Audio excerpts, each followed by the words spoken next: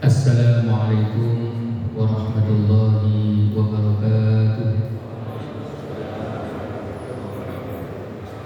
Bismillahirrahmanirrahim.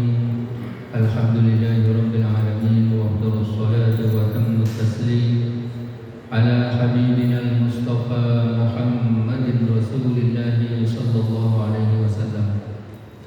Allahumma akhrijna min dhulumatil wahmi wa akrimna binuril fahmi waftah alaina bima'rifatil ilmi wa sahil akhlaqana bil hilmi waj'alna mimman yastami'una al-qawla fayattabi'una ahsana. Allahumma la ilma lana illa ma 'allamtana innaka antal alimul hakim. Rabbi shrah li sadri wa yassir li amri wahlul 'uqdatam min lisani yafqahu qawli. Amma ba'du. Hadirin hadirat yang dirahmati Allah, semoga amal ibadah kita diterima oleh Allah Subhanahu wa taala, diampuni semua dosa-dosa kita, diberikan ilmu manfaat, rezeki barokah, sehat walafiat, panjang umur untuk beribadah kepada Allah Subhanahu wa taala. Amin ya rabbal alamin. Hadirin hadirat yang dirahmati Allah, pagi ini kita melanjutkan pengajian kitab Riyadhus Shalihin. Kita sampai bab al-qana'atu wal 'afafu wal iqtisadu fil ma'isyah, yaitu bab yang menerangkan tentang qana'ah. Qana'ah menjaga diri dari meminta-minta dan merasa cukup dengan apa yang ada. Al-Imam Nawawi menyebutkan dalil pertama di dalam masalah qanaah ini adalah, yaitu ayat Al-Quran yang ada di dalam surat Hud ayat 6, wa ma min dabbatin fil ardi illa 'ala Allahi rizquha. Tidaklah setiap yang melata di atas bumi ini kecuali Allah sudah menetapkan rezekinya. Tidaklah yang melata, artinya hewan, apalagi manusia, itu Allah mencatat rezekinya sudah ada. Syekh Abdul Qadir Al-Jailani itu menyebutkan begini, Allah tidak menuntut ibadah kalian esok seperti kalian juga tidak menuntut rizki kita semua untuk esok. Artinya Allah itu tidak menuntut untuk melakukan kewajiban-kewajiban sholat zuhur nanti, sholat asar nanti. Artinya kalau sudah sampai di sholat zuhur baru Allah menuntut kewajiban sholat zuhur, tetapi tidak dituntut sekarang. Sama halnya seharusnya kita sebagai hamba Allah tidak menuntut rezeki esok, karena rezeki esok Allah pasti akan memberikan. Saya lanjutkan dulu di sini. Di antara dalil yang disebutkan adalah lil fuqara'il ladzina uhsiru fi sabilillahi la yastati'una darban fil ardh. Bagi orang-orang fakir yang terhalang di jalan Allah sehingga dia tidak mampu melanjutkan perjalanan, yahsabuhumul jahilu aghniya minat ta'affuf, orang-orang yang tidak mengerti seakan-akan dia adalah orang kaya. Ini juga salah satu indikator orang-orang qanaah, yaitu orang-orang yang sebenarnya butuh. Sebenarnya dia sangat menginginkan harta untuk melanjutkan perjalanannya, tetapi dia tidak meminta-minta, tetap di rumahnya saja. Di dalam ayat yang lain, lis-sa'ili wal mahrum, zakat kita itu jangan sampai hanya diberikan kepada orang yang minta, tetapi berikan juga kepada al-mahrum, itu adalah orang-orang yang tidak mau minta-minta, menjaga diri dari meminta. Nah, orang-orang semacam inilah terindikasi kuat memiliki dan menjaga sikap qanaah yang diajarkan di dalam Islam. Jadi dia tidak mampu untuk melakukan kegiatan-kegiatan, tetapi dia juga tidak bisa meminta-minta. Orang yang tidak mengerti, oh dia orangnya sudah berkecukupan kok. Maka orang yang seperti ini jangan sampai terlewatkan dari pemberian zakat. Maka di dalam ayat Al-Quran, khudh min amwalihim shadaqatan, ambillah dari orang kaya, berikanlah kepada orang miskin. Ingat, sekarang sudah momen-momen memberikan zakat. Zakat yang paling utama adalah zakat yang diberikan kepada fakir miskin. Diberikan itu apa? Diantarkan sampai rumah. Bukan dipanggil datang ke sini ngantri untuk mendapatkan zakat. Kalau kita bayar sendiri, kita langsung ketuk pintunya, kita berikan kepada orangnya. Kalau kita sudah mewakilkan kepada amil zakat, maka tugas amil itu mengambil zakat dan memberikan zakat. Pertanyaan para ulama di fikih, apakah salah kemudian kalau memanggil orang-orang untuk mengambil zakatnya? Tidak salah. Tetapi hanya ini bertentangan dengan adab memberikan zakat. Nah, zakat itu zakat fitrah, zakat mal utamanya yang menerima tetap di rumah, tetapi diberikan. Kok sampai ada orang yang datang untuk meminta zakat, apa tidak diberi? Silakan diberi, boleh. Silakan diberi. Itu ciri ketiga dari orang yang memiliki sifat qanaah adalah walladzina idza anfaqu lam yusrifu wa lam yaqturu wa kana baina dzalika qawama, yaitu orang-orang ketika menghabiskan hartanya, menggunakan hartanya, dia tidak berlebihan, juga dia tidak terlalu ketat. Dia ada di tengah-tengah. Tidak terlalu boros, juga tidak terlalu ketat. Artinya kalau butuh kita keluarkan.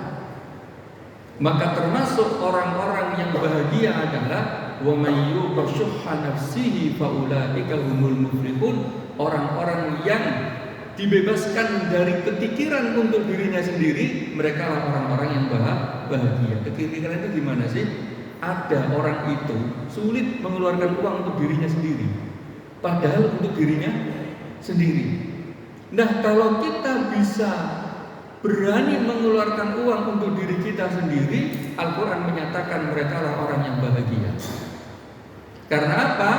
Pada umumnya manusia itu adalah ad-dadah, menghitung-hitung hartanya, mengumpul-ngumpulkan hartanya. Yang qanaah juga tidak yusrifu, berlebihan di dalam mengeluarkan uang. Contoh, ini dekat dengan hari raya, ini dekat dengan acara-acara, maka kita harus bisa membedakan mana yang syariat dan mana yang budaya. Tetapi ini juga sulit.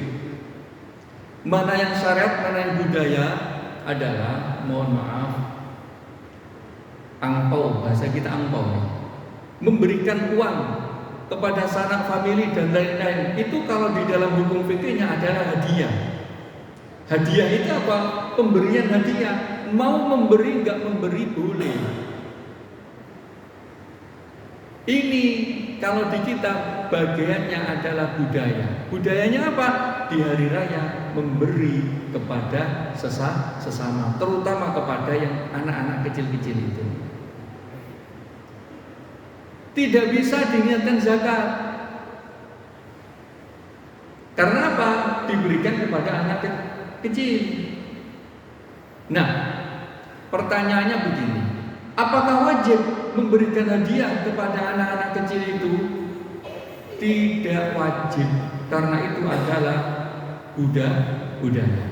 Kalau kita mampu, diperintahkan untuk membahagiakan keluarga kita, sanak famili kita, dan tetangga-tetangga kita. Karena apa? Hari raya. Karena hari raya itu diperintahkan untuk membahagiakan sesama. Andai kan mampu, monggo. Kalau tidak mampu, tidak melakukan tidak apa-apa. Yang menjadi nanti keluar dari kaidah qanaah adalah memaksakan diri dengan berhutang, padahal dia sebenarnya tidak mampu. Ada di dalam Fiqhul Hayat itu mengajarkan begini. Mengkombinasikan antara adat dan budaya. Contoh, biasanya kan kita pulang kampung. Kalau pulang kampung itu kan ngasih uang kan Nah, ketika kita ngasih uang kepada orang-orang yang tidak mampu, orang tidak mampu itu mungkin paman kita, mungkin saudara minduan kita, mungkin siapa, itu boleh sambil diniatkan zakat dan tidak perlu mengatakan ini zakat loh, tidak perlu. Pokoknya ngasih biasanya hanya dikasih 100.000, ndak sekarang hari raya lah, kok banyak? Nggih, mugi-mugi manfaat 500.000, tapi dia meniatkan zakat. Boleh, selama orang itu bukan tanggungan kita. Contoh siapa orang yang bukan tanggungan kita? Anak istri kita akan tanggungan kita, maka tidak boleh mendapatkan zakat. Jadi ini sambil hari raya, sambil bagi-bagi zakat, terutama zakat mal. Zakat mal itu kan 2,5% ya, 2,5% dari harta kita. Kalau harta kita yang disimpan, katakan 100 juta. 100 juta itu sekarang harga emas 1,6 ya. 1,7 belum nisab itu sekarang. 200 juta katakan. Yang 200 juta maka 2,5-nya 5 juta. Maka 5 juta itu sambil niat untuk memberikan zakat di waktu juga hari raya. Nah, itu mengkombinasikan antara zakat dengan memberikan hadiah. Sama dengan orang wudhu. Wudhu itu niat dingin-dingin dengan niat menghilangkan hadas. Itu diperbolehkan. Hanya kita harus benar.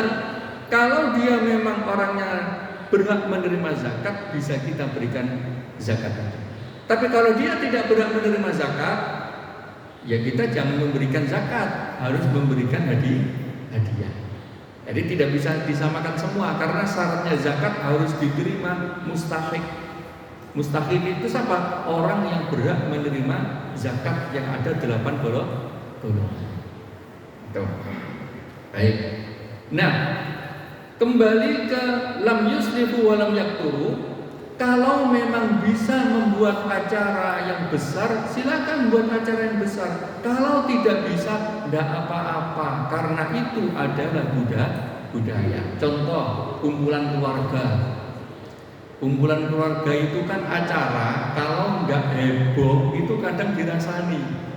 Ya opo sih biasanya nonggonku ngene, tapi di sini kok nggak heboh sama sekali. Nah, ini nanti qanaah secara sosial, kalau memang cukup dananya, cukup uangnya, silakan dilakukan. Kalau enggak usah memaksakan diri. Kemarin ada yang minta nasihat ke saya, Ustaz, kami di keluarga itu biasanya punya acara, yaitu buka bersama dengan mendatangkan fuqara dan masakin sekian-sekian. Dulu kami memang dananya besar tapi sekarang enggak. Apakah kita salah kalau kemudian tidak melanjutkan itu?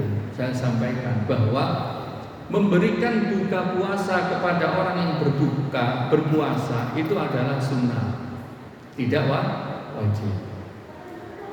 Membuat acara dan mendatangkan itu juga sunnah, tidak wajib.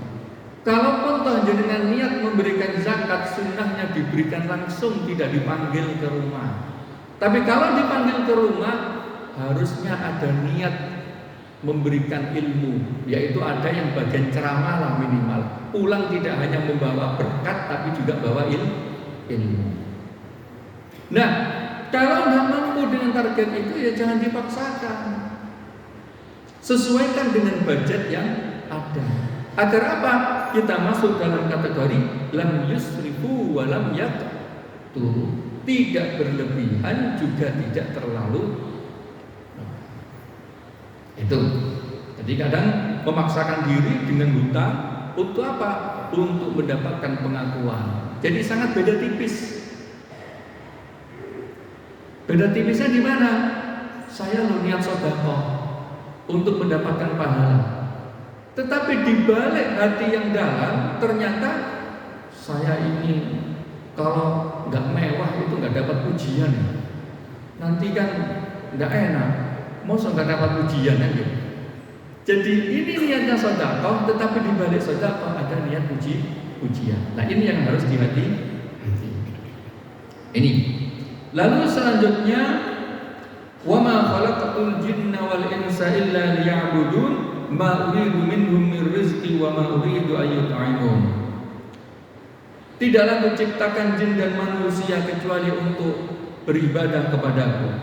Saya tidak menuntut rezeki, juga tidak menuntut mereka memberikan makan. Artinya hamba-hambaku semua itu tidak kutuntut untuk mendapatkan rezeki, bahkan akulah yang akan menyiapkan rezeki, kata Allah Subhanahu wa ta'ala. Nah, ini qanaah di dalam hadis disebutkan qad aflaha man aslama wa ruziqa kafafan wa qanna'ahu Allahu bima atahu. Sungguh bahagialah orang yang sudah menyerahkan diri. Di dalam makna yang lain, sungguh bahagialah orang yang sudah masuk Islam dengan sempurna. Wa ruziqa kafafan, dan dia diberikan rezeki tidak suka minta-minta. Wa qanna'ahu Allahu bima atahu, dan Allah memberikan rasa qanaah sebagaimana yang Allah berikan.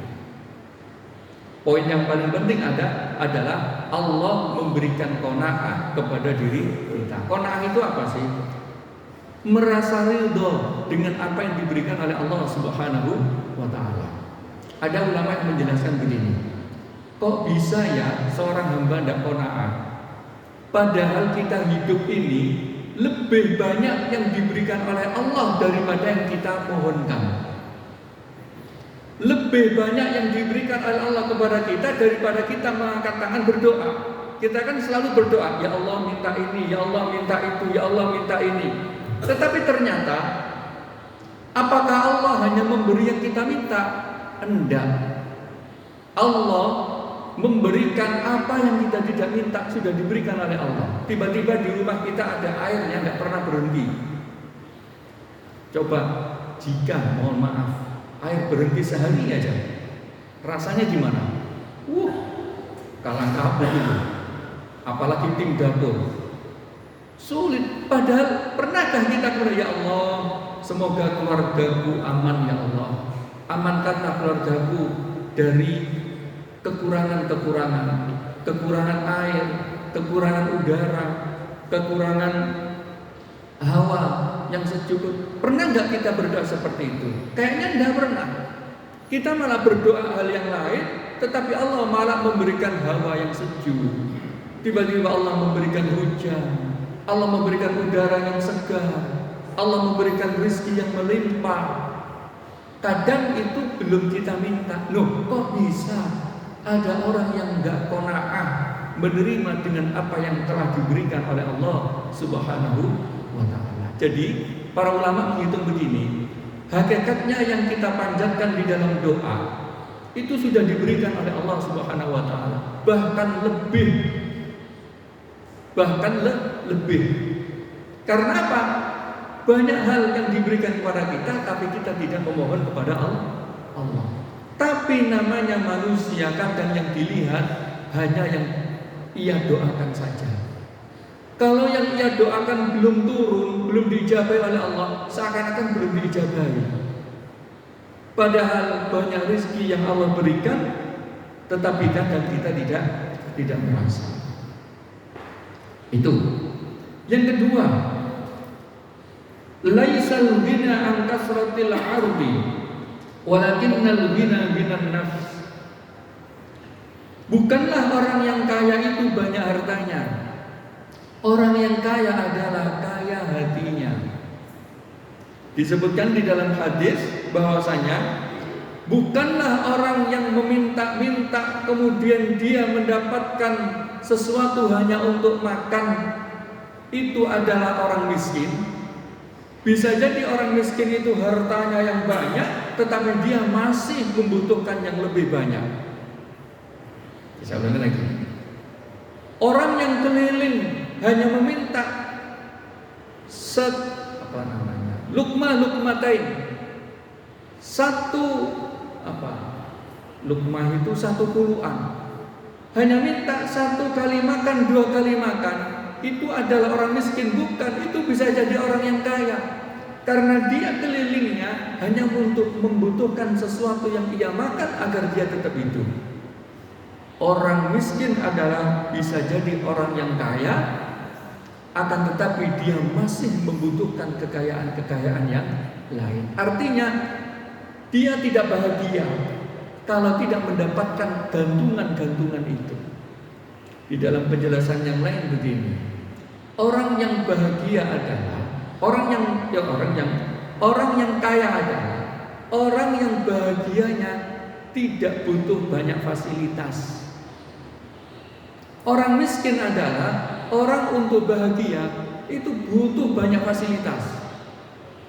Mau bahagia saja, dia harus sewa villa di Pacet, harus lengkap dengan peralatannya, keluarganya harus kumpul semua, baru kemudian dia bahagia. Alhamdulillah itu butuh dengan banyak fasilitas. Tapi ada hamba Allah di sana, subhanallah, dia hanya duduk di depan rumah, mendapatkan kopi dari istrinya. Ketika minum kopi, alhamdulillah, itu bisa jadi menjadi orang yang kaya. Maka orang kaya ukurannya adalah kebahagiaannya tidak terlalu banyak bergantung pada fasilitas. Tapi kadang kita ini sulit. Apalagi kalau kebahagiaan kita sendiri mungkin bisa jadi hanya di depan rumah sambil duduk-duduk sama istri sama anak, bikin pisang goreng, alhamdulillah. Tapi kalau kebahagiaan bersama dengan teman-teman kantor gitu, mosok hanya di sini, ya di sana lah. Artinya fasilitasnya banyak untuk menuju kebahagiaan. Maka logika kaya adalah logika yang menjadikan seseorang itu bisa bahagia ketika dengan apa yang ada. Jadi dia bisa bahagia dengan hanya fasilitas yang ia miliki saat ini. Tapi kalau dia tidak bisa bahagia dengan fasilitas yang ada, masih membutuhkan fasilitas-fasilitas yang lain, nah hamba semacam ini bagian juga dari dia sudah qanaah apa juga belum qanaah. Di antaranya yang lain adalah qanaah adalah menerima takdir Allah Subhanahu wa taala. Rukun iman yang ke-6, yaitu takdir yang baik, khairihi wa syarrihi. Kenapa demikian? Banyak orang stres karena tidak qanaah. Karena apa? Karena dia menginginkan sesuatu yang mungkin sampai saat ini belum dia terima. Apakah boleh meminta sesuatu? Boleh. Tetapi dalam meminta sesuatu sebaiknya kita qanaah dulu dengan yang ada. Itu kunci utama. Coba kita ingat dulu pernah saya bacakan hadis. Ya Rasulullah tiba-tiba bersabda, nanti ada 70.000 kaumku yang masuk surga tanpa hisab. Siapa itu ya Rasulullah? Yaitu orang-orang yang tidak meruqyah, tidak minta diruqyah, dan tidak yatatayyarun, tidak mengundi nasib. Mereka itulah yang berpotensi kuat untuk mendapatkan tiket masuk surga tanpa hisab. Terus ditanya oleh para ulama, loh, kenapa kok orang ruqyah dan minta diruqyah juga masuk bagiannya? Ruqyah dan diruqyah itu adalah kalau membutuhkan boleh. Tetapi menjadikan obat rutin setiap hari itu tidak baik. Bahkan dikatakan makruh. Kenapa? Wa 'alallahi falyatawakkalul mu'minun. Seharusnya seorang mukmin itu bertawakal kepada Allah. Artinya apa? Mindset dirinya harus diperbaiki. Kalau dirinya hanya ada Allah, kalau dirinya sudah qanaah dengan Allah, sulit dia dimasuki jin.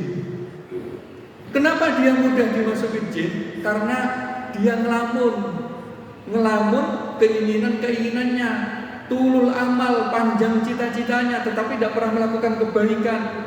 Maka dia sangat mudah kemajukan bangsa lain. Nah, di antara orang-orang yang biasanya kemasukan seperti itu adalah orang yang rasa qanaahnya belum tumbuh, belum menerima dengan apa yang diberikan oleh Allah Subhanahu wa ta'ala, sehingga dia stres, sehingga dia kemudian awah itu apa? Menjadi gila. Orang-orang gila itu biasanya dimulai wiritan. Wiritannya terlalu banyak, kalau dalam bahasa pesantren nggak kuat wiridane. Sebenarnya bukan nggak kuat wiridane, baca la ilaha illallah, la ilaha illallah itu bagus. Tetapi apa? Ada target di dalam diri dia untuk mendapatkan hajat tapi nggak sampai. Akhirnya terjadi dia gila. Padahal tujuan ibadah menenangkan diri. Ketika dia tidak qanaah seperti itu, muncullah istilah jadzab. Jadzab itu apa? Tertarik akalnya. Ketika tertarik akalnya, hilang kesehatannya. Nah, ini ternyata ada orang ahli ruqyah menemukan arwah-arwah orang-orang yang gila-gila ini ada pada sebuah tempat, dan mereka bisa saling kenalan di sana. Loh, bagaimana dia begitu? Dia cerita ketika sehat. Ini kalau bisa sehat loh ya, kalau enggak. Jadi ternyata apa? Dia ini ketika sakit itu merasa tidak bahagia dengan kehidupannya. Hidup kok kayak gini? Hidup kok dilahirkan dari keluarga biasa itu enak. Hidup dilahirkan bapaknya kaya, ibunya kaya, rumahnya gedung bertingkat, semuanya tinggal minta, Pak, ini datang. Sementara dirinya enggak, akhirnya dia enggak terima. Ketika enggak terima, mikir terus, kenapa aku dilahirkan di sini? Kok enggak milih dilahirkan di sana? Tiba-tiba awah itu apa namanya? Stres, gila. Masuklah di alam sana. Ketika diruqyah, alhamdulillah bisa kembali. Loh, ketika diruqyah itu dia cerita, ketemu dengan ini dari Kalimantan, ketemu dengan ini dari Banten, ketemu dengan ini, didatangi benar, dan kemudian dia sembuh. Subhanallah, dia bertemu di sana dan kenalan. Dan kenalan, ketika kenalan, nyari jalan keluar. Keluarnya di mana? Ya tidak bisa keluar. Memang kalau Allah nggak mengizinkan keluar. Yang ditemukan siapa ternyata di sana? Di sana banyak orang yang digantung dengan darah yang bercucuran. Siapa itu? Orang-orang yang mengamalkan pesugihan, orang-orang yang mengamalkan santet, orang-orang yang kemudian mengamalkan yang syirik-syirik. itu ternyata mampir hidupnya. Subhanallah.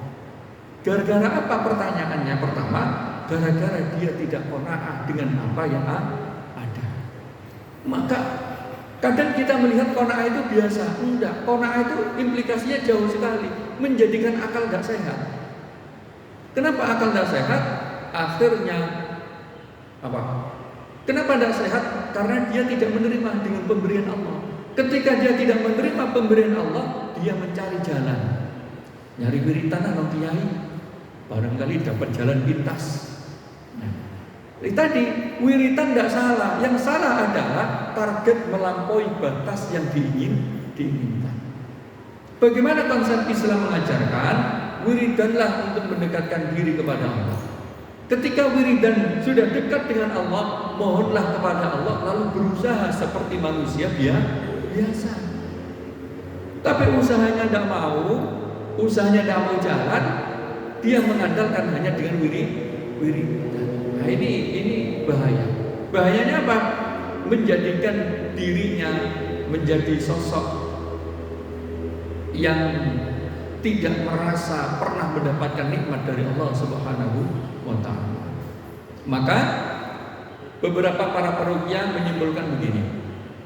Sebenarnya ruqyah itu bukan solusi. Yang solusi adalah terapi Islami. Terapi Islam itu bagaimana? Kalau dalam bahasa Islamnya apa? Memperkuat akidah, memperkuat tauhid yang ada di dalam diri kita. Bahwa ya Allah, semua cobaan ini pasti ada batasnya. Semua cobaan ini ya Allah pasti mampu dilalui. Karena apa? Allah tidak mungkin memberikan cobaan dengan hamba yang tidak mampu. Yang lain adalah ya Allah, cobaan ini pasti banyak kebaikan-kebaikan di balik itu semua. Lah kalau ini ingin bangkit, ya Allah saya ingin bangkit ya Allah. Berusaha untuk bangkit secara manusiawi. Nah biasanya orang-orang yang tidak qanaah ini biasanya minder. Ciri utamanya ini karena kata orang-orang psikolog, minder, diam, lalu dalam tubuhnya bergejolak, ingin lebih dan ingin lebih. Nah, ini kalau nggak ditemani ngobrol, mindsetnya tidak disetting bahwasanya hidup yang biasa-biasa saja. Karena apa? Islam satu tidak menuntut menjadi yang terhebat. Islam satu tidak menuntut menjadi yang terkaya. Islam tidak menuntut menjadi yang terpintar. Islam tidak menuntut. Islam hanya menuntut menjadilah yang paling bertakwa, yang paling bisa menempatkan diri. Nah kalau kita mampu menempatkan itu, insya Allah pola pikir kita sehat. Nah ketika orang-orang ini berpola pikir sehat, karena konsep qanaah tadi, menerima apa yang diberikan oleh Allah Subhanahu wa ta'ala, sangat sulit dimasuki oleh bangsa lain. Sampai terjadi gila, sampai terjadi stres. Nah, di antara ada seorang psikiater menyatakan begini. Ketika ketemu orang gila atau ketemu orang yang kerasukan jin, dia tidak pernah mengakui bahwasanya dia kerasukan jin. Tetap saya panggil namanya, tetap bahwa itu dia. Dengan harapan apa?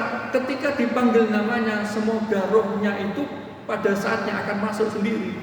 Dan jin ini juga merasa capek. Oh digoda, kok gini kok nggak merasa digoda ini? Saya nggak pernah dipanggil. Yang dipanggil masih nama asli raga ini. Nah, ketika dia sembuh dalam kesaksiannya, sembuh ditanya, apa sih inti peristiwa jenengan selama 18 tahun ini? Coba sakit seperti itu 18 tahun. Intinya adalah saat itu tidak menerima apa yang telah ditakdirkan oleh Allah Subhanahu wa ta'ala. Maka konsep paling utama adalah harus menerima apa yang telah diberikan oleh Allah. Kok ingin berubah dari kondisi saat ini, kita diberikan jalan untuk merubah diri. Maka konsep qanaah adalah dilandasi rukun iman yang keenam, yaitu menerima takdir Allah, baik itu yang baik maupun itu yang buruk. Karena kalau kita tidak bisa menerima qanaah, akan sulit. Nah, qanaah ini juga diajarkan pada puasa. Puasa Senin Kamis itu. Kalau puasa Ramadan kan jelas kita secara bersama-sama gitu. Kenapa? Ya pokoknya kita tidak makan sejak terbit fajar sampai tenggelam matahari. Kalau Senin Kamis, ya Allah, ini Senin. Senin ini takdirnya ya enggak puasa, enggak makan. Senin ini takdirnya puasa.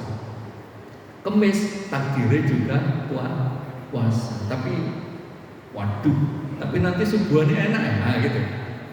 Akhirnya apa? Kadang kita mengelak dari sebuah kekonaan bahwasanya Senin, Kamis itu harusnya kita qanaah. Qanaah untuk apa? Qanaah untuk puasa, mengekang diri dari hal-hal yang membatalkan puasa. Karena gini, kita ini kan masih memahami puasa Senin Kamis kayak para fuqaha. Kalau puasa sunnah itu kan gini, sunnah. Sunnah itu kalau dilaksanakan dapat pahala, kalau ditinggalkan tidak mendapatkan dosa. Itu fikih. Tapi coba kita lihat, apakah Rasulullah dulu mengajarkan begitu? Sebenarnya enggak.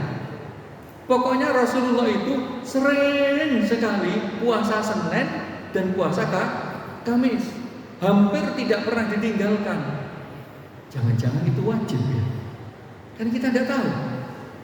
Hanya memang pernah ditinggalkan. Lalu disimpulkan oleh para ulama, puasa Senin Kamis itu sunnah karena pernah ditinggalkan. Yang jadi tidak benar kan begini, Senin Kamis kan sunnah, wis gak usah puasa. Akhirnya setahun gak pernah puasa Senin Kamis. Ini malah menjadi problem. Padahal apa?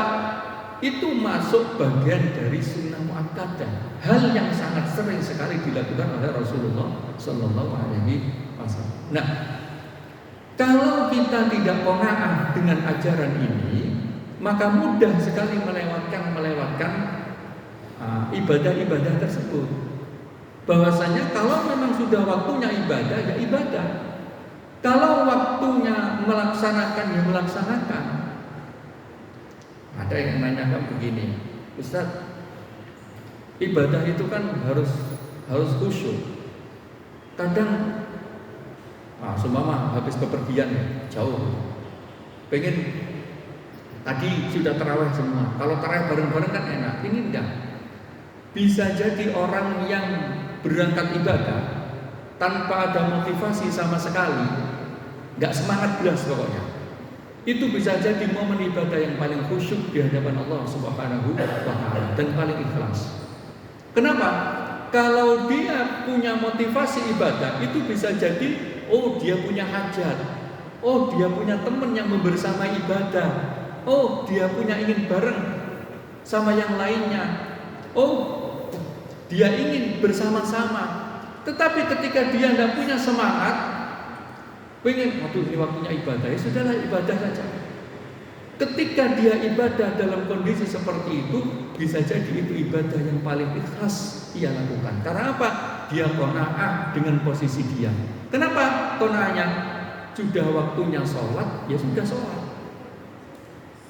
Sudah waktunya sholat, ya sholat. Baru datang dari perjalanan, emang ini malam 23, kok enggak taraweh lah.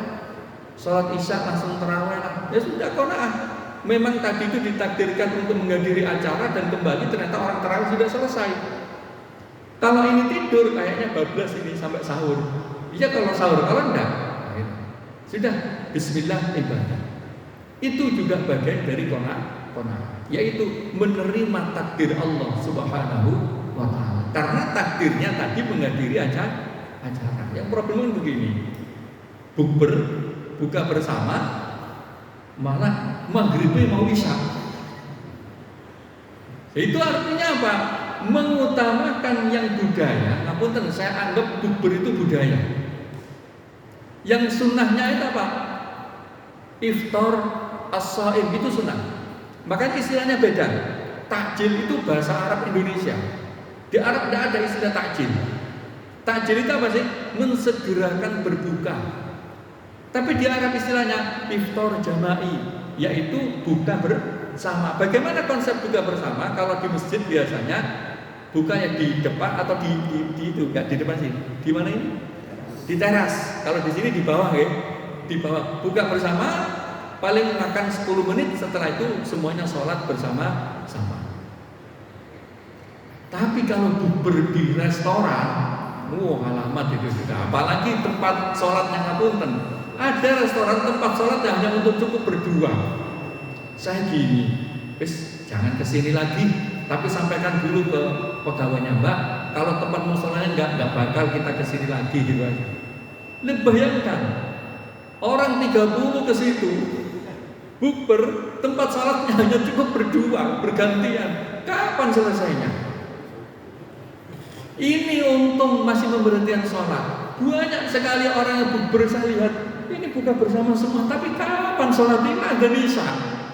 Akhirnya apa? Dia buka bersama tapi tidak sholat. Artinya gini, kalau kita ditakdirkan untuk buka bersama, kita harus qanaah. Qanaahnya apa? Tetap saya harus melakukan ibadah, sholat sebisa mungkin berjamaah. Maka panjenengan kalau jadi panitia buka bersama, cari musholanya dulu. Syukur-syukur restorannya dekat masjid. Jangan pokoknya pikirannya, bukber sing penting makanannya enak. Nah, apalagi di situ ngapunten. Saya pernah melakukan sendiri itu, sudah di meja makan bukber. Loh, saya kan nggak begitu bahasa Inggris. Saya tadi ini kan kayak artinya gini. Enggak, itu artinya Loh, berarti ada masakan itu. Iya. Wah, nggak usah keluar saya keluar, semuanya ikut keluar akhirnya. Ya Allah. Artinya gini, kalau memang buka bersama, perhatikan ibadahnya. Tidak hanya memperhatikan menu. Ini yang pertama. Kedua, contoh, ini di masyarakat kita, terutama yang NU ini. Kalau tahlilan, kalau gibaan, kalau sholawatan, diingatkan kalau waktunya sholat. Acaranya habis maghrib. Ini introspeksi kita sendiri, kadang saya biasa dulu. Isanya lewat, karena sudah biasa sholat isya berjamaah di sini. Ketika acara sampai jam 9, sampai rumah langsung istirahat. Belum subuh mikir gini, aku ini sholat apa durung ya isya. Karena apa? Acara tadi nabrak sholat isya. Apa ndak boleh? Boleh. Tetapi harus diingatkan Bapak Ibu semuanya, tadi kita ini acara sebelum isya nggih. Mohon jangan lupa setelah sampai rumah sholat isya. Sampai rumah sholat isya. Syukur-syukur ketika acara langsung qomat sholat bersama di sana. Nah, ini membandingkan antara takdir Allah dengan qanaah atas perintah-perintah Allah Subhanahu wa ta'ala. Jadi ini harus menjadi perhatian kita. Qanaah itu satu, menerima rezeki dari Allah Subhanahu wa ta'ala, baik itu rezeki materi atau non materi. Yang kedua, intinya adalah menerima takdir Allah Subhanahu wa ta'ala.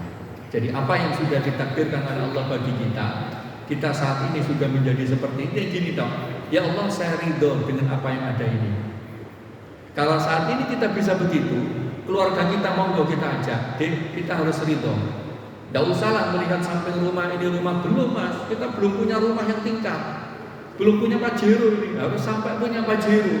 Lah model-model kayak gini ini, gampang kena jin, gampang. Kulo mboten takut-takuti, tapi mau dicoba monggo. Kalaupun toh pengen, caranya gini, kan ada sudah konsep Al-Quran. La in syakartum itu pakai, ya Allah, kulo ridho dengan sekarang yang ada, kulo ridho dengan rumah yang ada ini, keluarga kecil bahagia ini. Semoga keridhaan ini ya Allah Engkau berkahi dengan rezeki-rezeki yang lebih melimpah. Dan itu diperintahkan memohon seperti itu. Kalau kita tidak mensyukuri tapi langsung membandingkan, itu loh kok cukup biar satu SMA, tapi usahanya harus melejit begitu. Oh itu kancaku kuliah itu, gak pinter, udah selesai kok. Duitnya wakai kan?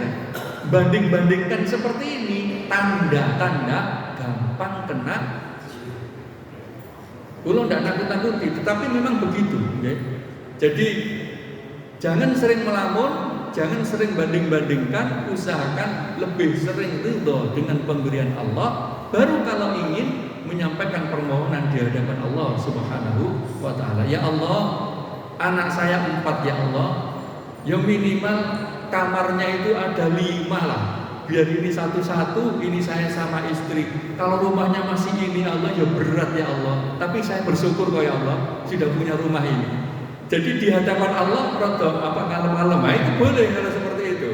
Sesuai kebutuhan. Tetapi syukur dulu. Kalau tidak syukur itu bahaya. Saya kira itu, monggo kalau ada pertanyaan.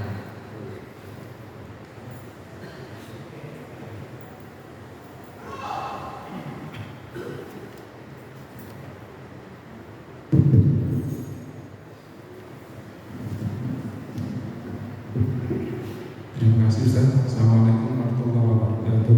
Waalaikumsalam. Ini kan mendekati pelaksanaan zakat fitrah. Jadi kebiasaan kami yang ada di kampung itu Ustaz, ada panitia itu ya, panitia zakat. Panitia zakat. Tapi ada amil zakat. Apakah amil zakat ini secara otomatis dibentuk sama tamil? Kalau sepengetahuan kami, amil itu ada yang bentuk, ada yang mengesahkan. Mungkin ormas tertentu gitu ya. Itu yang pertama. Yang kedua, yang penjelasan sampaikan tadi, pemahaman kami ketika kita memberikan zakat kita, itu kayaknya di pas momen lebaran. Penelitian kami saat ini, ketika kita memberikan zakat itu tidak sampai melebihi sholat id ya. Jadi waktu takbiran itu baru kita berikan. Jadi dua pertanyaan. Assalamualaikum warahmatullahi wabarakatuh. Waalaikumsalam warahmatullahi wabarakatuh. Oke, saya jawab yang kedua dulu. Yang tidak boleh melebihi sholat id itu adalah zakat fitrah. Zakat fitrah adalah zakat untuk membersihkan diri kita dengan makanan pokok. Nah, ini utamanya dengan makanan pokok. Sebagian ulama membolehkan dengan harga yang sama dengan makanan pokok. Ini wajib dikeluarkan sebelum sholat id. Yang paling utama adalah malam takbiran. Nah, itu. Adapun zakat yang saya singgung tadi itu adalah zakat mal. Zakat mal yang sifatnya 1 tahun sekali. Jadi itu boleh melebihi waktu sholat id. Jadi ibaratnya ngiras-ngirus daripada ngeluarin 2 kali. Tapi kalau memang niatnya ngeluarin 2 kali tidak masalah. Ini saya hanya beberapa mendapatkan pertanyaan, Ustaz, lebaran sudah ngasih, nanti habis lagi untuk ini. Nah kalau begitu gabungin saja. Ketika lebaran bagi-bagi kepada yang fakir miskin, langsung diniati zakat. Itu bisa. Ini zakat mal ya. Kalau yang tidak boleh melebihi itu adalah zakat fitrah. Itu tidak boleh.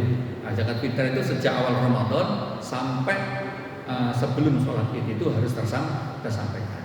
Yang kedua, yang soal pertama adalah memang kiai-kiai dulu itu memperbolehkan ambil zakat yang ada di masjid-masjid, apa yang disebut sekarang dengan panitia zakat.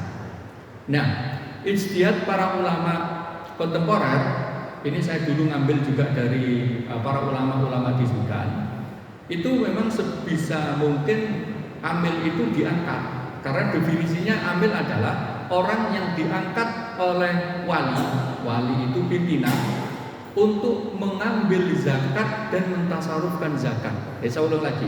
Definisi amil adalah orang yang diangkat oleh atasan.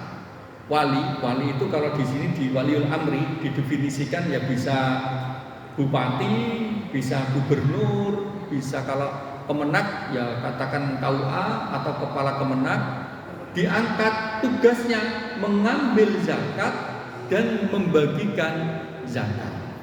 Nah, saran saya sebaiknya masjid-masjid seperti masjid ini daftarkan saja dengan ke Basnas, Badan Amil Nasional atau Lajnah Amil Zakat. Ada yang milik NU, ada yang milik Muhammadiyah.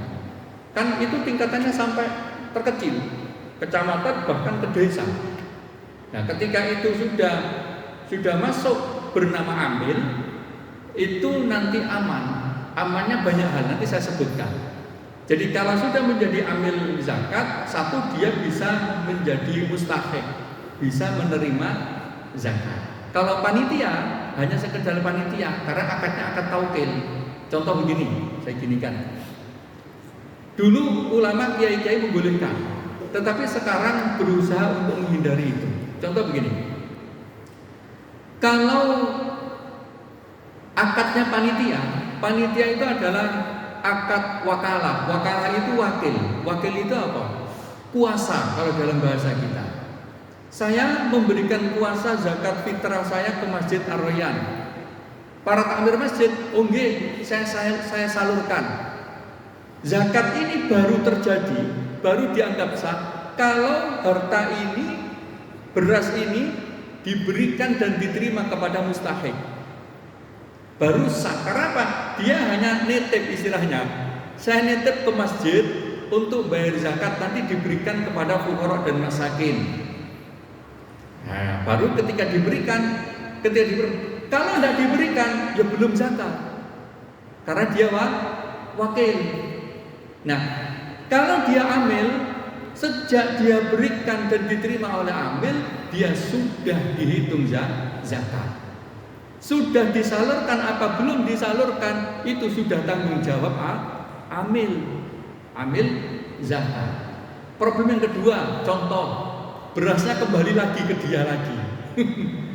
Kan ada pertanyaan gitu, dan ada di kitab fikih juga. Bagaimana hukumnya kalau beras saya yang kubayarkan kembali lagi? Contoh beras tawon umpama. Di sini nggak ada yang zakat dengan beras tawon. Ujung-ujung beras tawon kembali ke rumahnya.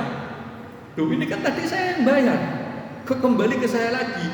Kalau ini diberikan ke panitia dan kembali lagi, dia dianggap belum membayar zakat. Karena apa? Loh, tak titip kono kok dikekno aku maneh. Kudune dikekno yang lain. Tapi kalau kita bayar ke amil, karena amil ini bagian dari mustahikin yang juga mengelola zakat, ketika dia bayar sudah sah. Nanti mau dikembalikan lagi kepada orang tersebut itu urusan amil.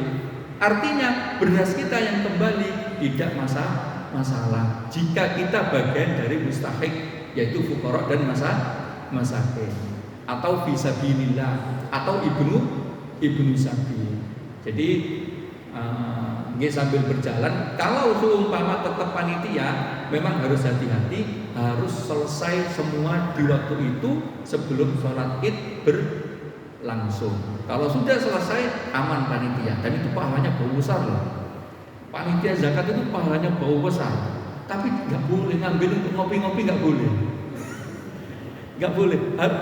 Kalau saya biasanya bayar ke musola nih, saya kan tetap kadang tidak enak, musola teman-teman sudah, tapi saya ngasih pelajaran. Ini zakat saya, ini untuk teman-teman. Saya kasih uang sendiri teman-teman. Pastilah anak-anak muda kan mesti nggak ngopi apa kan ada gitunya. Intinya gini, ini jangan diotek-otek loh ya. Pokoknya semua yang zakat itu jangan diotek-otek. Tapi yang mampu-mampu itu tolong sama mintain. Paling enggak 100 ribuan lah. Nanti biar teman-teman ini buat beli apa-apa. Biar tidak ngambil jatah zakat fitrah. Tapi kalau ini sudah amil, sudah masjidnya itu sudah mendaftarkan diri ke amil, ada amilnya, sudah aman. Tidak usah mikirin itu. Karena apa? Amil itu nanti ngambil jatahnya boleh, karena dia dianggap melakukan pengambilan zakat, pengeluaran zakat. Jadi itu bedanya amil dengan panitia. Jadi kalau sudah mendaftarkan lebih aman. Kalau belum, ya tidak apa-apa, tetap dijalankan, tetapi benar-benar harus amanah bahwasanya dia akalnya akal taukil, akal wakalah. Tapi yang saya ingat sebelum Basnas dibuat di Indonesia di tahun-tahun 90-an, para ulama itu membolehkan bahwa panitia masjid itu bagian dari amil. Tapi sekarang ini para ulama mengatakan enggak, itu panitia, maka akadnya adalah wakalah, yaitu kuasa untuk memberikan saja. Maka amannya daftar dan nanti minta, biasanya gini, daftar tapi saya kelola sendiri untuk saya salurkan ke area saya sendiri. Nah, itu boleh semacam itu. Kayak UPZ, nah paling banyak namanya UPZ, unit pengumpulan zakat. Kayak di Winsa itu ada unit pengumpulan zakat, didaftarkan, nanti dapat SK dari atasannya, bukan rektor, dari atasannya. Nanti dosen-dosen itu bayar zakat di sana, diberikan kepada para mahasiswa yang tidak bisa membayar kuliah. Nah, itu kan termasuk bagian dari fisabilillah. Tidak dibawa keluar, tetapi dibagikan lagi di Winsa. Gitu. Monggo yang lain.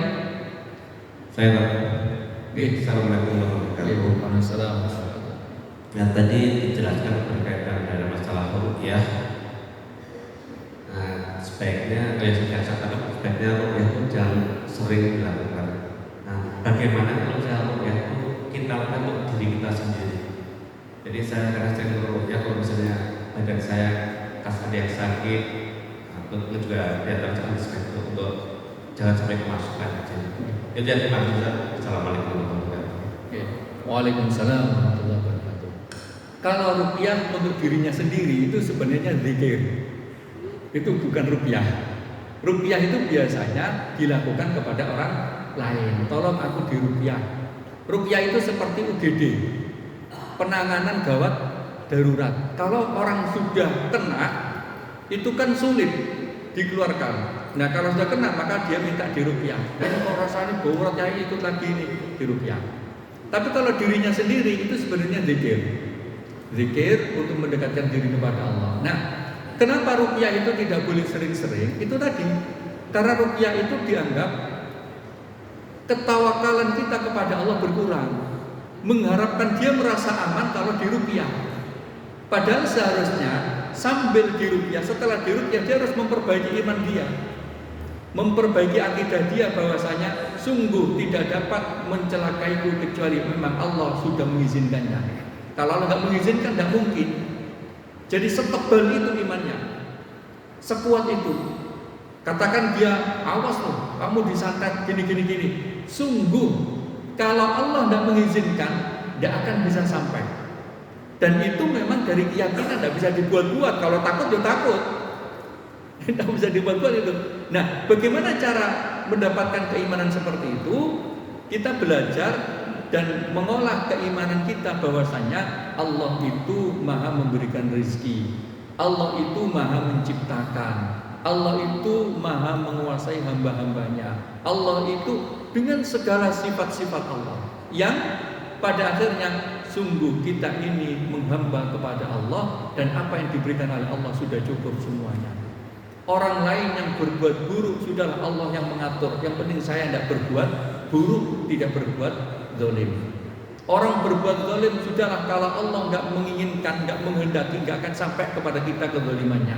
Itu aja. Nah, kayak gini-gini ini dengan cara memperbaiki ilmu dan juga mengasah ilmu, sehingga orang yang kuat tidak perlu ruqyah. Karena apa? Dia cukup dengan imannya yang kuat bisa membentengi kayak gini loh. Sebenarnya kita itu jangan terlalu, nggak apa, jinnya mungkin tahu ini. Jangan terlalu menganggap musuh itu ada. Setan itu kan musuh kan ya. Jinnya kan musuh juga. Pokoknya ya Allah memang ada, tetapi dalam menghadapi saya berlindung kepadamu ya Allah. Dalam menghadapi kapanpun aku menghadapi Allah, aku berlindung kepadamu ya Allah. Coba, kalau orang berlindung kepada Allah, masa gak dilindungi? Masa gak dilindungi? Nah, hal-hal yang semacam itu kadang perlu untuk menguatkan diri. Kayak yang berat-berat seumpama kehilangan harta, kehilangan keluarga, kehilangan orang yang paling dicintai, itu biasanya juga menggoyangkan. Tapi kalau imannya kuat, ya Allah semuanya titipan ya Allah. Karena apa? Semuanya juga akan saling meninggalkan pada saatnya, dan semuanya akan kembali. Kalau bisa sadar seperti itu, maka tidak perlu ruqyah atau diruqyah. Matan, ya. Masih ada? Ada Ustaz. Oh gini. Assalamualaikum warahmatullahi wabarakatuh. Waalaikumsalam. berbicara mengenai kona'ah, Ustaz. Yang penelitian orang Jawa katanya kona'ah itu nerimo ilmu pantun. Mudah-mudahan itu sama artinya. Kemudian kalau dikaitkan dengan yang syakaratum tadi, berarti kita itu harus bersyukur. Kalau kita alhamdulillah akan dianggap oleh Allah.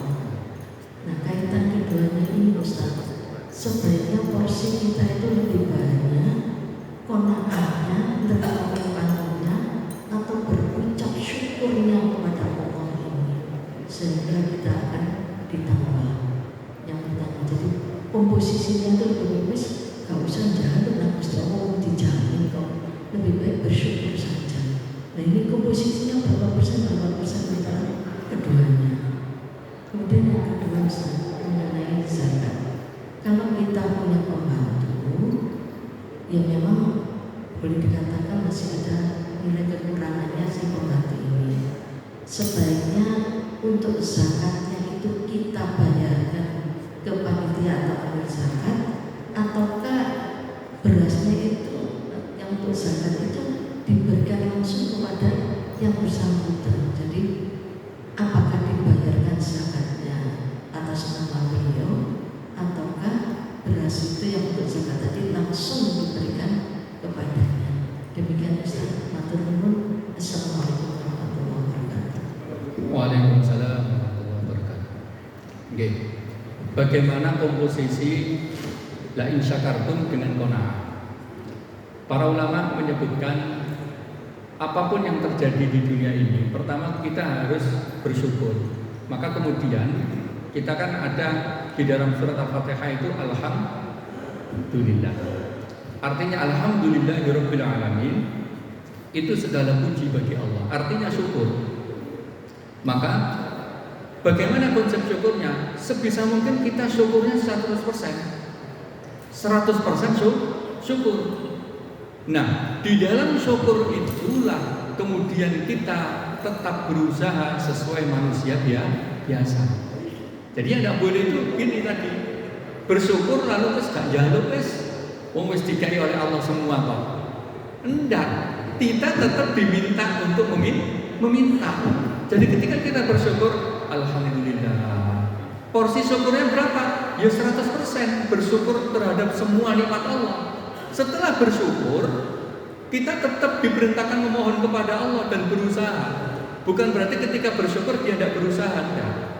Jadi ketika bersyukur, dia mintanya malah tambah lebih. Kalau di dalam konsep psikologi disebutkan ngeten. Orang bersyukur itu apa? Tekanan darahnya itu lebih tenang. Ketika dia lebih tenang, usahanya akan menjadi lebih lancar. Karena apa? Banyak inspirasi yang keluar yang bisa dia lakukan. Dibanding ketika dia tertekan, tidak bisa bersyukur, itu dia tidak bisa melakukan apa-apa. Karena apa? Yang ada bingung. Mau melakukan ini bingung, melakukan itu bingung, melakukan itu bingung. Bingungnya karena dia tidak syukur. Maka bagaimana porsinya? Porsinya ya syukur semaksimal mungkin, usaha semaksimal mungkin. Jadi tidak bisa dipersentase katakan 50%, 50%. Tetap ini maksimal bersyukur, ini juga maksimal memohon kepada Allah dengan usaha-usaha yang ada. Jadi tetap bersyukur kepada Allah. Di dalam bersyukur kita tetap memohon kepada Allah ditambah dengan usaha. Jadi tidak dibenarkan juga orang yang bertawakal itu kemudian hanya bersyukur lalu berdiam diri. Enggak. Orang yang bertawakal adalah orang yang sudah berusaha lalu memasarkan usahanya kepada Allah Subhanahu wa ta'ala. Itu. Yang kedua adalah zakat kepada pembantunya tadi ya. Itu boleh dengan syarat itu tidak menjadi gajinya. Jadi sama gini, jenengan ada THR kan ya? Biasanya ngasih THR kepada pembantunya. Nah, daripada tidak memiliki nilai ibadah, kalau jenengan mau THR saja tidak apa-apa, tapi kalau mau diniatkan ini zakat mal saya Bu, tapi dengan syarat gajinya sudah diberikan terus.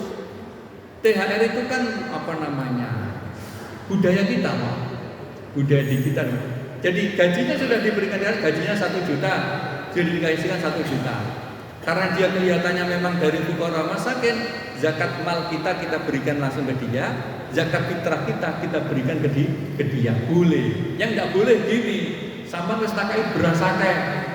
Gajine gak usah 1 juta penuh ya, 800.000. Nah, itu enggak boleh. Karena apa? Itu dia hak dia mendapatkan gaji itu. Nah, baik mana dikasihkan langsung atau ke panitia. Kalau panjenengan pasti tahu beliau membutuhkan, berikan langsung. Hadisnya adalah antaulu, yaitu sedekah itu dimulai dari dalam keluarga kita. Jadi sedekah wajibah itu dicari sebisa mungkin gini. Kalau anak istri kan bukan dia kan tanggungan kita, dia bukan penerima zakat. Kalau ada adik atau kakak kita yang sudah berkeluarga kurang mampu, zakatnya ke sana dulu. Kalau ada misanan-misanan kita tidak mampu, zakat ke sana dulu. Itu boleh begitu. Kalau nggak tahu sama sekali mau dikasihkan siapa ya zakat ini, sudah panjenengan kasihkan kepada amil zakat. Nah, jadi boleh memberikan zakat secara langsung kepada pembantunya dengan syarat pembantunya tetap mendapatkan gaji secara utuh sesuai dengan biasanya, tidak dikurangi sama sekali. Nggih, ngoten. Satu lagi mau tanya Ustaz. Assalamualaikum warahmatullahi wabarakatuh. Waalaikumsalam warahmatullahi wabarakatuh. Ustaz mau tanya, untuk batas usia berapa balita itu apa diwajibkan untuk membayar zakat fitrah? Padahal keluarganya itu pas-pasan hidupnya. Terima kasih. Wassalamualaikum. Waalaikumsalam. Jadi gini, zakat fitrah itu wajib bagi setiap yang bernyawa. Jadi nggak melihat umur. Seumpama ngeten nggih, lahir asar sebelum takbiran, lahirnya asar sebelum takbiran, sebelum maghrib, lahir Jumat sebelum maghrib adzan, itu dia sudah wajib zakat fitrah. Tapi kalau lahirnya setelah adzan maghrib, kan sudah masuk hari raya, dia tidak kewajiban zakat fitrah. Nah, siapa yang wajib membayar zakat fitrah? Orang tuanya. Nah, ukurannya zakat fitrah bagaimana? Kalau dia punya makanan hari ini dan esok, maka dia wajib zakat fitrah.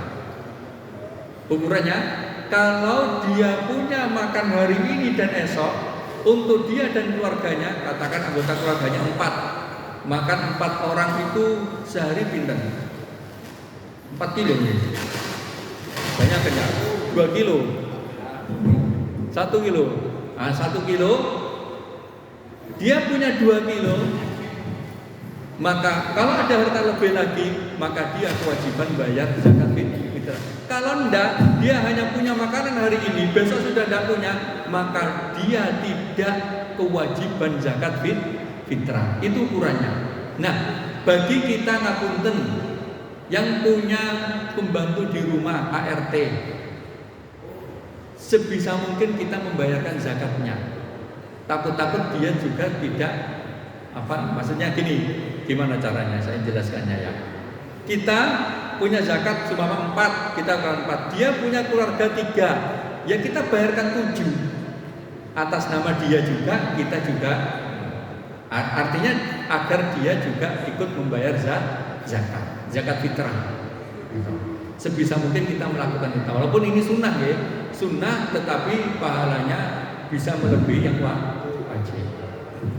Nggih. Mau tanya masih boleh?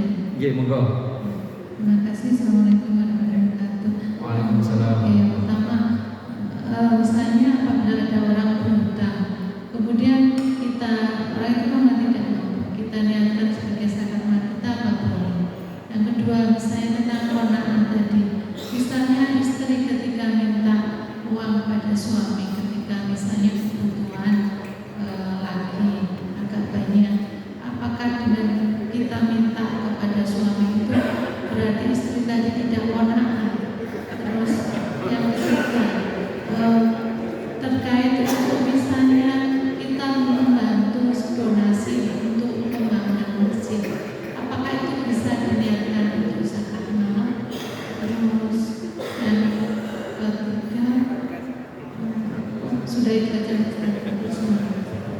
Nggih, baik.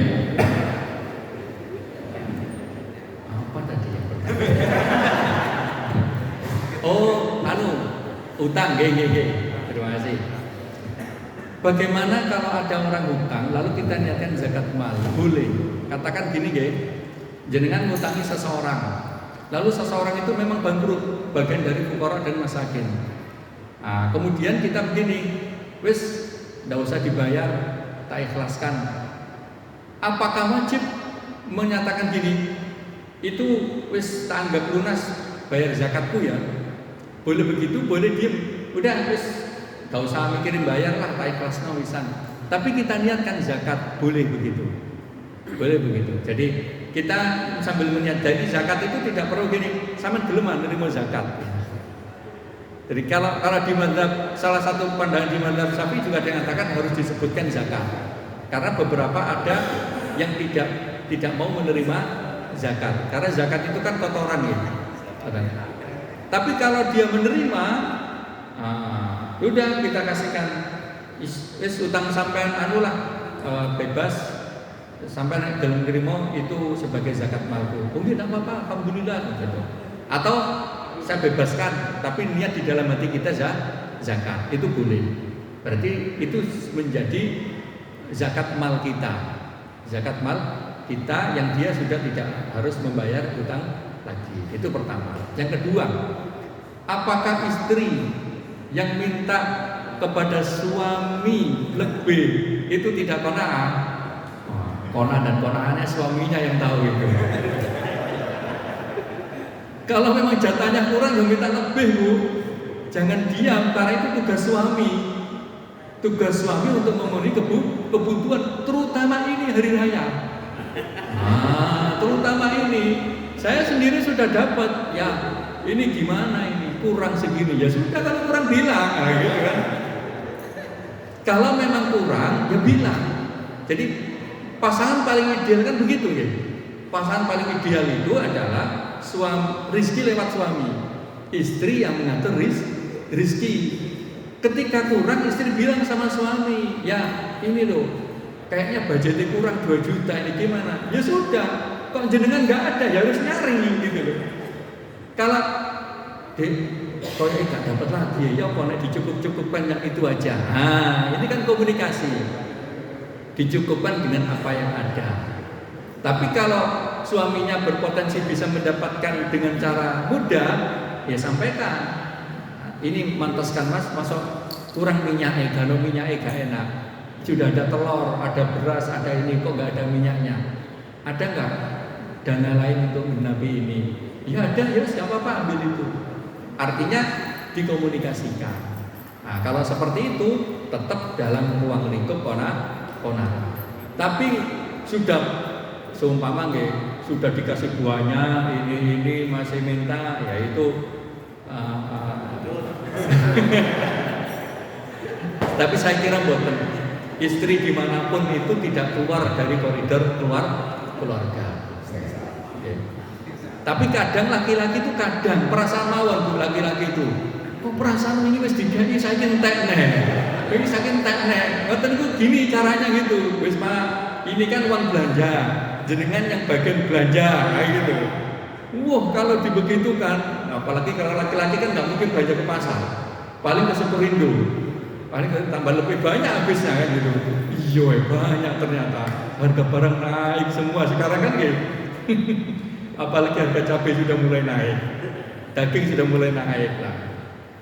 Karena saya tahu sebisa mungkin gula paling enggak sebulan itu mesti harus ngantar istri ke pasar biar tahu. Oh ternyata segini gitu. Dan ternyata kebutuhan memang banyak. Yang ketiga apa tadi? Pembangunan masjid. Oh nggih. Jadi ini memang beda pendapat Bapak Ibu. Kalau di kalangan kiai kita rata-rata tidak membolehkan, tetap harus mustahik 8 asnaf itu. Tetapi di menurut ulama yang lain, masjid ini juga bagian dari fisabilillah. Fisabilillah itu apa? Menegakkan agama Allah. berjuang di jalan Allah. Dan saya temukan di dalam mazhab yang lain boleh menggunakan itu. Jadi ada zakat mal, tetapi diarahkan kepada bagian fisabilillah. Fisabilillah itu kan bisa orang, bisa sebuah institusi. Bahkan di Sudan itu diperbolehkan diberikan traktor. Jadi fuqara masakin itu tidak menerima uang, tetapi menerima traktor. Satu desa satu traktor. Nah ini membangun yang bagus. Jadi kalau memang katakan kebutuhan masjid ini sangat urgen, monggo, tidak apa-apa. Mengambil pendapat yang boleh. Tapi kalau ulama sini jenengan tanya biasanya, udah boleh itu bukan fisabilillah itu gitu. Jadi kalau menurut saya boleh karena itu bagian dari katakan gini ngapunten ya. Ada masjid nggak ada ustadznya juga ada jalan. Ada ustadz nggak ada masjidnya kira-kira nggak jalan gitu. Jadi itu sudah fasilitas yang sama. Artinya dicontohkan dalam kitab itu di sini ada masjid, jalannya di sana, terus kemudian ada sungai. Kalau kita tidak bisa sampai ke masjid kecuali dengan membangun jembatan, maka membangun jembatan bisa diambilkan dari uang masjid atau diambil dari zakat. Boleh begitu.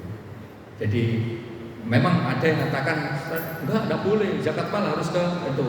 Uang masjid ya harus ke masjid. Ya.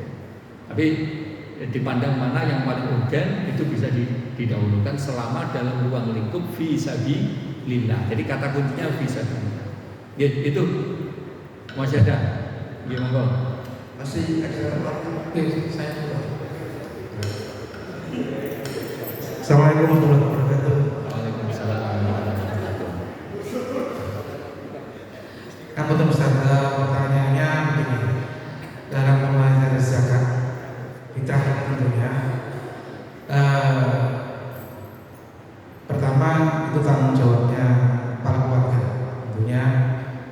Nah, pertanyaan saya, kalau istrinya itu 3 dan 2 saksi atau tidak sah, itu tanggung jawabnya apakah tetap sama?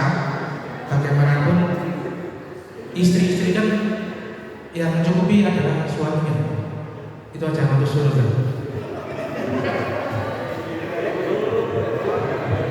Ustaz, lanjut ya.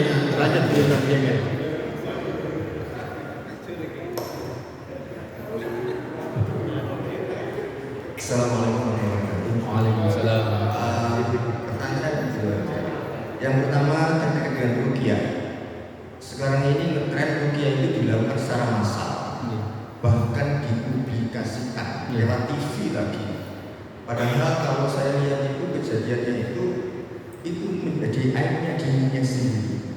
Tapi dengan massal yang dipublikasikan, maka orang lain yang tidak tahu menjadi tahu. Nah ini hukumnya gimana? Terus yang kedua, masalah puasa Senin Kemis. Kalau menurut riwayat itu mungkin Nabi puasa hari Senin itu karena hari kelahirannya.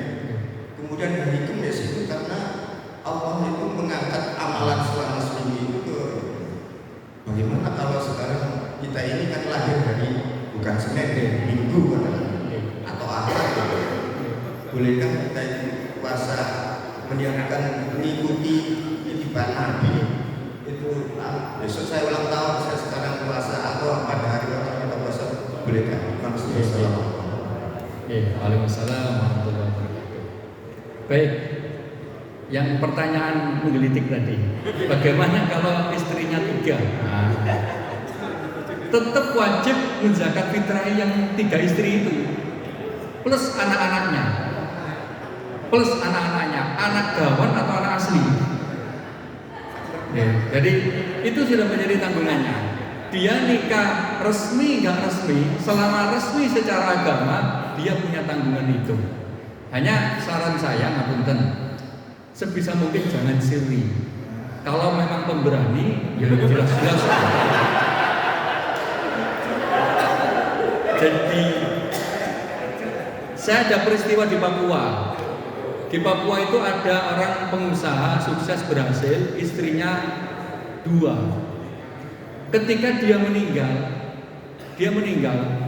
kan namanya anak istri sudah nikah, kan dia dapat jatah harta waris. Gara-gara dia disiri, tidak resmi, akhirnya dia nggak dapat harta waris.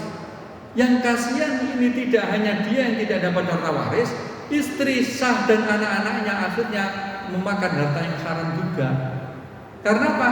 Ada hak istri yang lain yang harus diberikan, tapi dia nggak ngakui.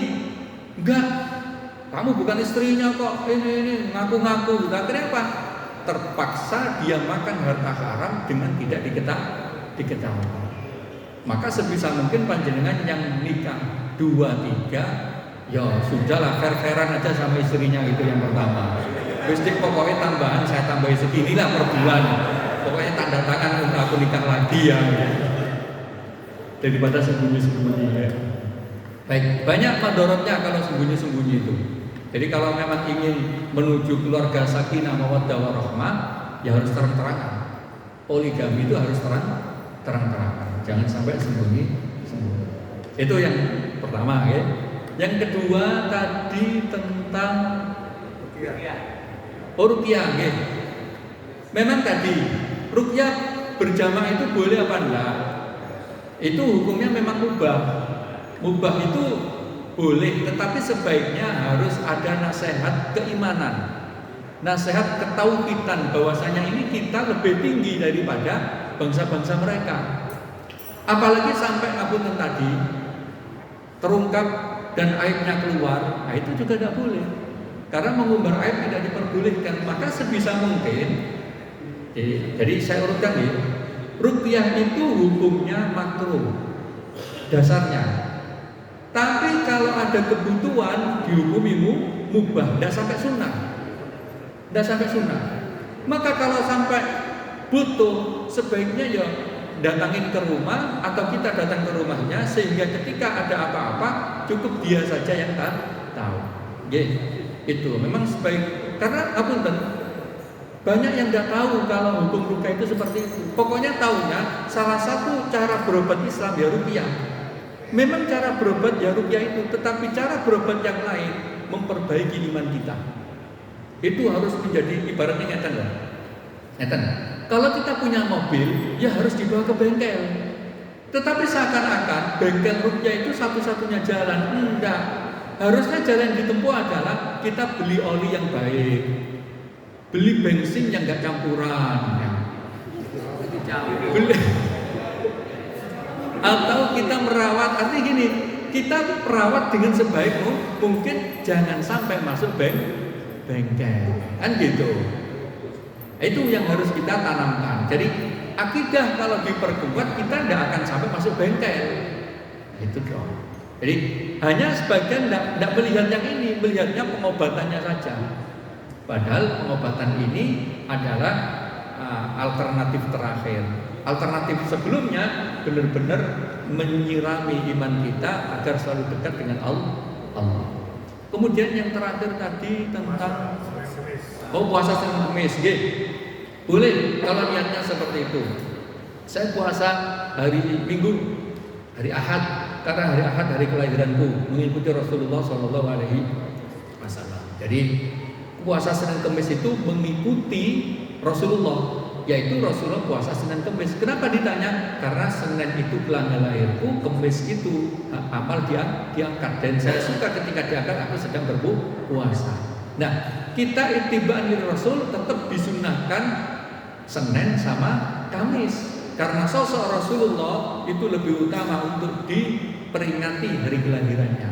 Nah, kalau ditambah lagi Ahad, berarti ada 3, tambah 1 dengan diri kita. Itu boleh, begitu boleh. Bahkan ada yang melakukan itu seperti itu. Jadi karena salah satu dalil memperingati kelahiran itu ya puasa Rasulullah Sallallahu Alaihi Wasallam. Monggo, berarti panjenengan nambah 1, Senin, Kamis, Ahad. Maksud saya ketika hari kelahiran juga bukan harinya, tahunan. Ya setiap minggu. Kalau setiap tahun ya boleh lah, setiap tahun, daripada tidak sama sekali ya gitu. Jadi Rasulullah itu memperingatinya setiap minggu, bukan setiap tahun. Setiap tahun kan kita. Karena ada modern happy birthday itu setiap tahun. Tapi kalau di Rasulullah setiap minggu itu. setiap minggu memperingati hari kelahirannya. Tapi kok nggak biasa gitu. Kalau dalam bahasa Jawa weton gitu. Puasa pas weton. Saya kira itu nanti biar nggak sampai duhur katanya tadi. Baik, nasallallahu a'udzubillahi minasyaitonir rajim. Bismillahirrahmanirrahim. Hamdan na'imin, hamdan syakirin, hamdan ya'fina wa yaghfiru mazidah. Ya Rabbana lakal hamdu kama yanbaghi li jalali wajhikal karim wa 'azimi sultanik. Allahumma shalli wa sallim wa barik ala sayyidina Muhammadin wa ala alihi wa ashabihi wa man tabi'ahum bi ihsan ila yaumil. Allahumma taqabbal minna salatana wa siyamana wa qira'atana wa ruku'ana wa sujudana wa takhashu'ana wa tadarru'ana wa tammim biha tafsirana ya arhamar rahimin. Allahumma innaka 'afuwwun tuhibbul 'afwa fa'fu 'anna. Allahumma innaka 'afuwwun tuhibbul 'afwa fa'fu 'anna ya karim. Rabbana zalamna anfusana wa in lam taghfir lana wa tarhamna